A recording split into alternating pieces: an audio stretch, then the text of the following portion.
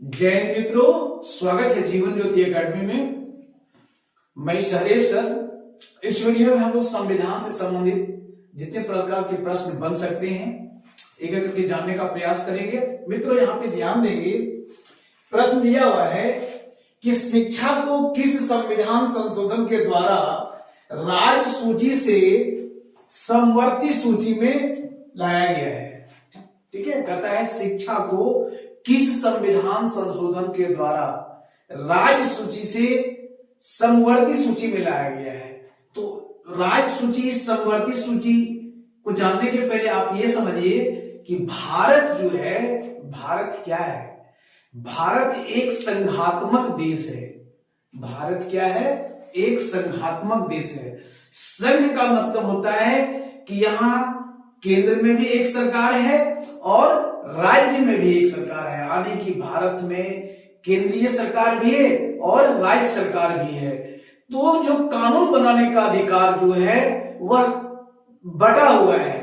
तो कुछ ऐसे सेक्टर हैं, कुछ ऐसे क्षेत्र हैं जिसपे कानून बनाने का अधिकार केंद्र सरकार को है और कुछ ऐसे सेक्टर हैं जिसपे कानून राज्य सरकार भी बनाती है। ठीक है, लेकिन अगर कोई विवादित विषय हो तो राज्य सरकार जो कानून बनाई है उस पे अगर केंद्र सरकार कानून बनाती है तो केंद्र सरकार के द्वारा बनाया हुआ जो विधि होता है, जो कानून होता है, वही मान्य होता है।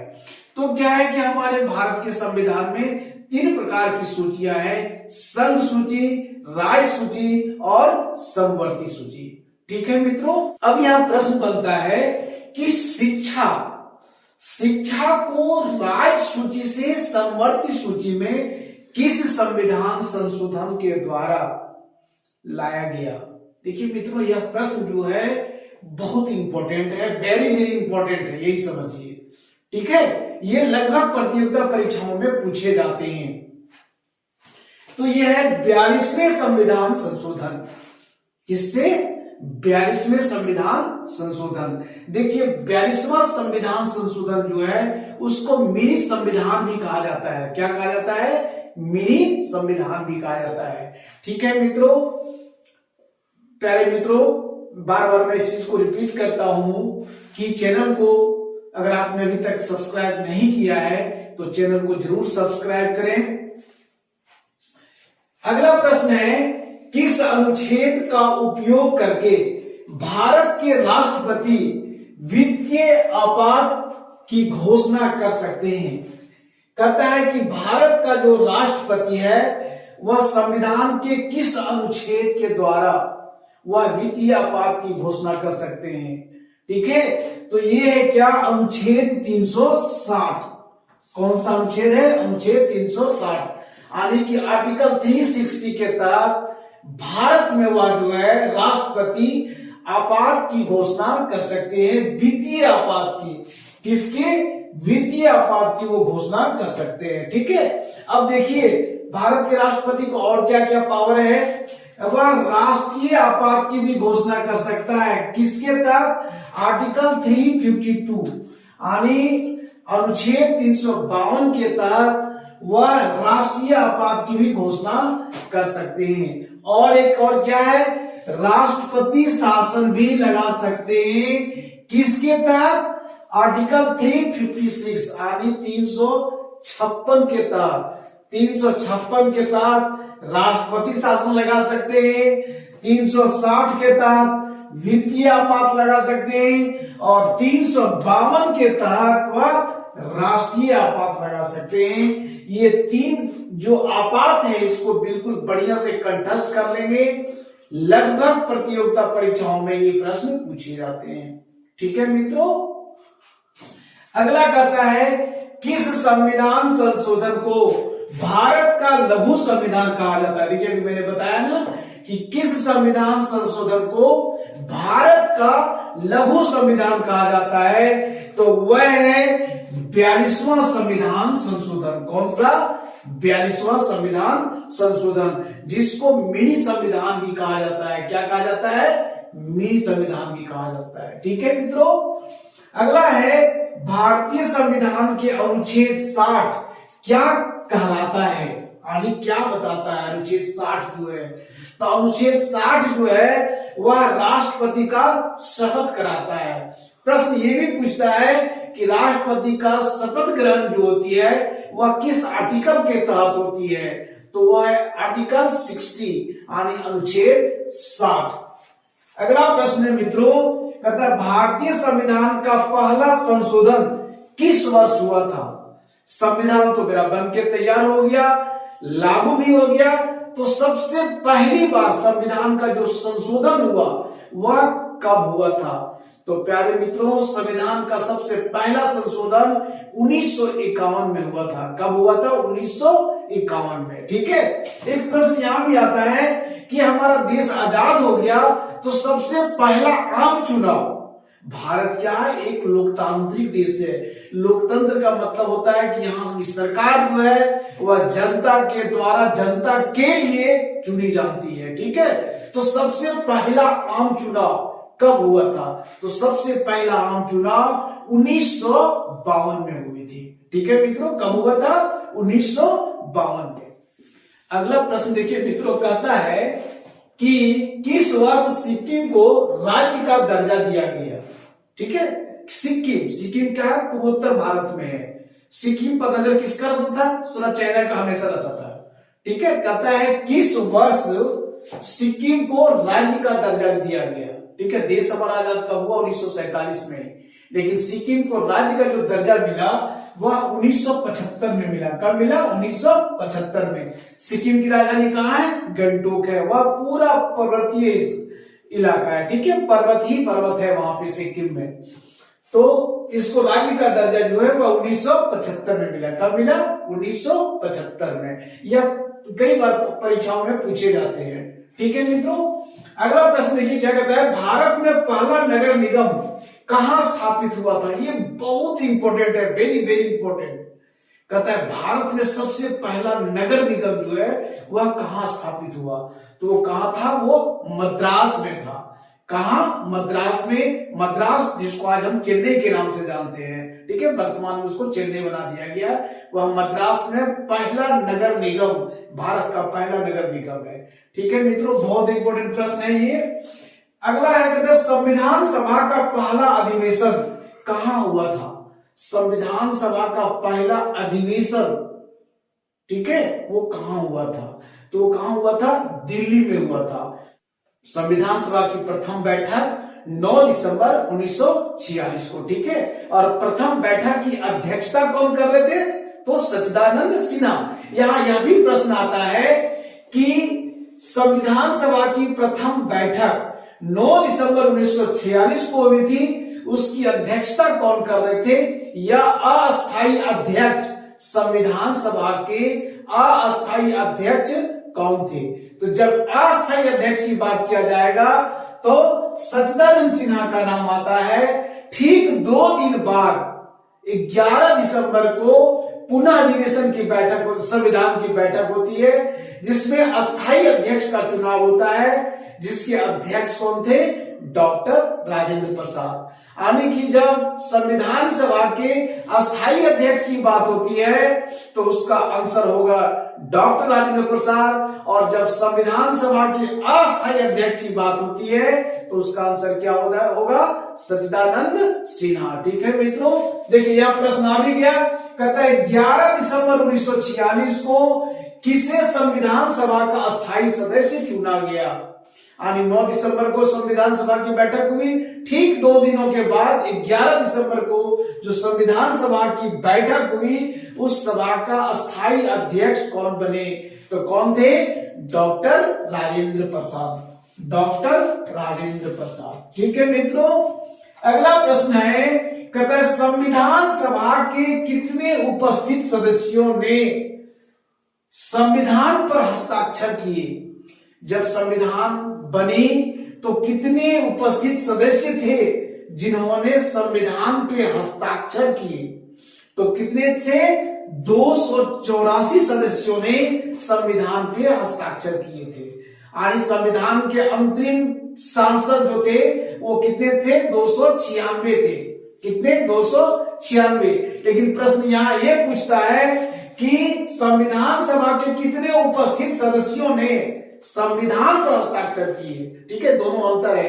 तो जब संविधान पर हस्ताक्षर करने की बात आएगी तो कितने थे? 284 थे। ठीक है मित्रों, अगला है कहते हैं भाषा के आधार पर राज्यों का पुनर्गठन किस वर्ष किया गया? भाषा के आधार पर देखिए देश में बहुत बड़े दंगे हो गए थे इससे, भाषा को लेकर के। ठीक है, हर राज्य का डिमांड था कि हमारी भाषा को प्राथमिकता मिले, हमें भाषा के आधार पर राज्यों का हमें गठन किया जाए, अलग किया जाए। यानी कि भाषा के आधार पर राज्यों का जो पुनर्गठन किया गया वह 1956 था। कब था? 1956। और भाषा के आधार पर सबसे पहला राज्य का जो गठन हुआ, जो बनाया गया था, वह कौन सा राज्य था? वह था आंध्र प्रदेश। यह भी बहुत ही इंपॉर्टेंट प्रश्न है, कई बार प्रतियोगिता परीक्षाओं में पूछे जाते हैं कि भाषा के आधार पर सबसे पहला राज्य कौन बना, तो वह कौन सा था? वह था आंध्र प्रदेश। ठीक है मित्रों, अगला प्रश्न देखिए मित्रों क्या कहता है, मार्ले मिंटो सुधार बिल किस वर्ष में पारित किया गया था? मार्ले मिंटो सुधार बिल, देखिए यह भी बहुत इंपॉर्टेंट प्रश्न है। ठीक है, यह बिल कब पारित किया गया था? कब पारित किया गया था? 1909 में पारित किया गया था। कब? 1909 में। ठीक है, मार्ले मिंटो सुधार बिल जो है वह 1909 में पारित किया गया था। अगला प्रश्न है, बलवंत राय मेहता समिति का गठन किस लिए किया गया था? बहुत इंपॉर्टेंट प्रश्न, कई बार कई तरह के प्रतियोगिता परीक्षाओं में ये पूछे गए हैं कि बलवंत राय मेहता समिति का गठन किस लिए किया गया था? तो क्या इसका आंसर होगा? पंचायती राज व्यवस्था। यानी पंचायती राज व्यवस्था का संबंध किससे है? यह भी प्रश्न आता है कि पंचायती राज व्यवस्था का संबंध किससे है? तो है बलवंत राय मेहता समिति से। ठीक है मित्रों, अगला प्रश्न है, भाषा के आधार पर गठित भारत का पहला राज्य कौन था? देखिए मैंने बताया था कि भाषा के आधार पर राज्यों का पुनर्गठन कब किया गया था? तो भाषा के आधार पर राज्यों का पुनर्गठन 1956 में किया गया था। अगला प्रश्न पलट के पूछता है कि भाषा के आधार पर गठित भारत का पहला राज्य कौन बना था? ठीक है, तो पहला राज्य था आंध्र प्रदेश। कब? 1956 में। ठीक है मित्रों, बहुत इंपॉर्टेंट प्रश्न है। ये सारे प्रश्न हर प्रकार के प्रतियोगिता परीक्षाओं में पूछे जाते हैं, इसलिए मित्रों वीडियो को बार बार देखें और चैनल को जरूर सब्सक्राइब करें। अपने मित्रों को, अपने परिवार को, अपने बच्चों को, सभी को वीडियो शेयर करें। हर तरह के प्रतियोगिता परीक्षाओं में ये सारे प्रश्न पूछे जाते हैं। अगला प्रश्न देखिए मित्रों क्या कहता है, किस अनुच्छेद के द्वारा 6 से 14 वर्ष तक के बच्चों के लिए शिक्षा का अधिकार मूल अधिकार माना गया है?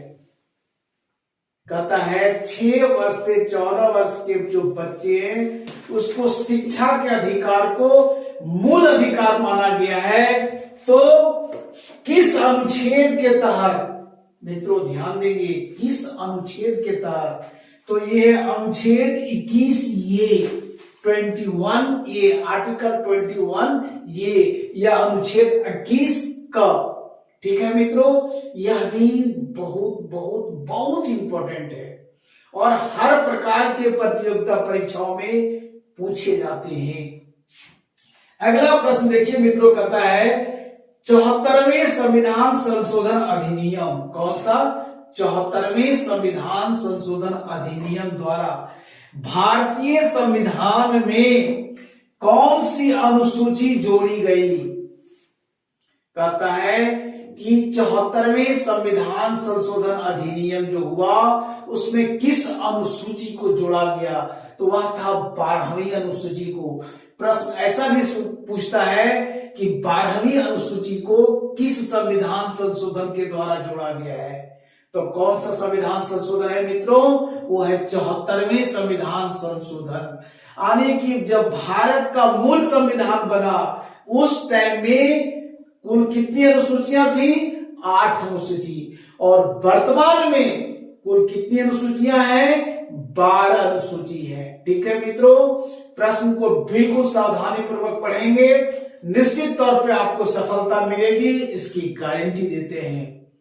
अगला प्रश्न देखिए, प्रश्न कहता है मित्रों कि डॉक्टर भीमराव अंबेडकर का संविधान सभा में निर्वाचन कहां से हुआ था? डॉक्टर भीमराव अंबेडकर का संविधान सभा में निर्वाचन कहां से हुआ था, वे कहां से चुने गए थे? तो इसका आंसर होगा प्यारे मित्रों पश्चिम बंगाल से। वो कहां से निर्वाचित हुए थे? पश्चिम बंगाल से हुए थे। ठीक है, कहता है मध्य प्रदेश राज्य का गठन कब हुआ? मध्य प्रदेश की राजधानी भोपाल। ठीक है, तो मध्य प्रदेश का गठन जो है वह कब हुआ था? तो कब हुआ था? 1 नवंबर 1956 को। अभी जैसे मैंने पिछले क्वेश्चन में मैंने बताया कि भाषा के आधार पर राज्यों का गठन कब हुआ था? पुनर्गठन 1956 को। तो मध्य प्रदेश का जो गठन हुआ वह 1 नवंबर 1956 को हुआ था। ठीक है मित्रों, कहता संविधान सभा में देशी रियासतों के लिए कितने प्रतिनिधित्व थे? संविधान सभा में जो देशी रियासत थे उसके लिए कितने प्रतिनिधि थे? ठीक है, तो कितने थे? 70 थे, 70 प्रतिनिधि थे देशी रियासतों के लिए। ठीक है, अगला प्रश्न बनता है, कहता है विधानसभा में किस देशी रियासत ने भाग नहीं लिया था? विधानसभा में किस देशी रियासत ने भाग नहीं लिया था? तो वो कौन सा, कहां का था? वो हैदराबाद का था। ठीक है, कहां का था? हैदराबाद के देशी रियासत थे जिन्होंने विधानसभा में भाग नहीं लिया था। ठीक है मित्रों, कहता है 1936 में किस व्यक्ति ने वयस्क अधिकार के आधार पर संविधान सभा के गठन की मांग की थी? 1936 की बात हो रही है कि 1936 में किस व्यक्ति ने वयस्क मताधिकार के आधार पे संविधान सभा के गठन की मांग की थी? तो इसका आंसर होगा जवाहरलाल नेहरू। जवाहरलाल नेहरू ने ही 1936 में संविधान सभा के गठन के लिए वयस्क मत अधिकार की मांग की थी। वयस्क मत अधिकार कहते किसको है? जिसकी उम्र 19 वर्ष या 19 वर्ष से अधिक हो उसको वयस्क मत अधिकार कहते हैं। वर्तमान समय में वयस्क मत अधिकार जो है वह 18 वर्ष या 18 वर्ष से ऊपर वाले हैं। ठीक है मित्रों, कहता है संविधान के किस अनुच्छेद में हिंदी भाषा के विकास के लिए निर्देश दिया गया था? किस आर्टिकल के तहत हिंदी भाषा को विकास के लिए निर्देश दिया था? तो वह अनुच्छेद 351 है। कौन सा है? आर्टिकल 351। ठीक है, और हिंदी को कौन सी भाषा कहा गया है? राष्ट्र का राजभाषा कहा गया है। हिंदी हमारे लिए क्या है? राजभाषा है। ठीक है मित्रों, यहां प्रश्न देखिए मित्रों, कहता है कि भारत में एकल नागरिकता की अवधारणा अपनाई गई है कहां से? एकल नागरिकता की अवधारणा किस देश से अपनाई गई है? तो इसका आंसर होगा प्यारे मित्रों, कौन सा देश होगा? फटाफट बताएंगे। वो इंग्लैंड से ली गई है। ठीक है, कहां से? इंग्लैंड से। यानी कि भारत में जो एकल नागरिकता ली गई है वह इंग्लैंड से ली गई है। अमेरिका में दोहरी नागरिकता है। कभी कभी पूछता है कि अमेरिका में किस प्रकार की नागरिकता है, तो अमेरिका में कैसी नागरिकता है? दोहरी नागरिकता है। ठीक है, नागरिकता से इतना ध्यान में रखेंगे प्यारे मित्रों, भारत के हर नागरिक व्यक्ति जो है वह भारत का नागरिक है। अगर भारत का कोई भी व्यक्ति दूसरे देश में अगर वो शादी कर लेता है तो उसकी नागरिकता स्वतः ही इस देश से खत्म हो जाती है। ठीक है, अब अगला प्रश्न देखिए क्या है?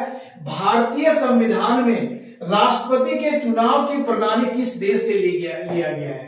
हमारे भारत में क्या है? राष्ट्रपति का जो चुनाव होता है एकल संक्रमणीय मत पद्धति के द्वारा होता है। कैसे होता है? एकल संक्रमणीय मत पद्धति उसको कहते हैं। ठीक है, तो किस देश के संविधान से लिया गया है? तो इसका आंसर होगा आयरलैंड के संविधान से लिया गया है। कहां से लिया गया है? आयरलैंड के संविधान से लिया गया है। ठीक है, अगला प्रश्न है भारतीय संविधान में समवर्ती सूची किस देश से संबंधित है? समवर्ती सूची मैंने बताया कि भारत में 3 प्रकार की सूचियां हैं, संघ सूची, राज्य सूची और समवर्ती सूची। यह समवर्ती सूची जो है किस देश के संविधान से लिया गया है? तो किस देश के संविधान से लिया गया है? यह ऑस्ट्रेलिया के संविधान से लिया गया है। कहां से लिया गया है? ऑस्ट्रेलिया के संविधान से। प्रश्न आता है कि ऑस्ट्रेलिया के संविधान से कौन सी सूची ली गई है? तो वह कौन सी सूची है? समवर्ती सूची है। समवर्ती सूची एक संघ सूची जिसमें केंद्र सरकार कानून बनाती है, राज्य सूची जिसमें राज्य सरकार कानून बनाती है, और समवर्ती सूची जिसमें केंद्र सरकार और राज्य सरकार दोनों अपना अपना कानून बनाती है, लेकिन केंद्र सरकार द्वारा बनाया हुआ जो विधि होता है, जो कानून होता है, वही मान्य होता है। ठीक है मित्रों, तो इस प्रकार से उम्मीद करते हैं वीडियो आपको अच्छी लगी होगी। वीडियो को जरूर लाइक करें प्यारे मित्रों, और अधिक से अधिक अपने मित्रों को भी शेयर करें, और चैनल को सब्सक्राइब करना ना भूलें। आपकी मेहनत, हमारी मेहनत, हम दोनों की मेहनत आपकी सफलता को फतेह कर डालेगी। जय हिंद।